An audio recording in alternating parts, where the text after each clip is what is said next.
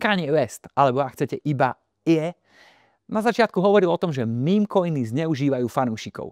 Len aby o pár mesiacov potom spustil svoj vlastný token Easy a sledoval, ako jeho tržná kapitalizácia vyletí na 3 miliardy dolárov, aby sa o pár hodín zrútila o takmer 90%. Niektorí tradery stratili tisícky až stovky tisíc dolárov, zatiaľ čo Inner Circle sa samozrejme pekne nabalil. Celebrity plus meme coiny, to je proste recept na hotovú katastrofu. Podľa banky Goldman Sachs zažívame leto stablecoinov. Podľa nich súčasná kapitalizácia stablecoinov má vyletieť z 270 miliard dolárov až na 3 bilióny dolárov. Stablecoiny podľa Goldman Sachs ani neohrozia tradičné financie, ale skôr naopak posunú ich ďalej bližšie do digitálneho sveta a do digitálneho veku. Stablecoiny to majú naozaj veľmi dobre rozbehnuté. Konec koncov americký štát Wyoming učinil veľmi významný historický krok. Spustili svoj vlastný štátny stablecoin FRNT. Je to naozaj historický krok, je to vlastne prvý stablecoin spustený oficiálnou americkou štátnou inštitúciou. A to nie je všetko. Svoj vlastný stablecoin spúšťa napríklad aj softvérová kryptopeňaženka MetaMask.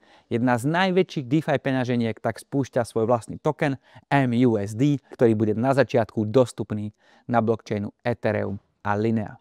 A naviac priamo z MetaMask ním budete môcť platiť pomocou MetaMask karty. Áno, stablecoiny to majú naozaj veľmi dobre naštartované.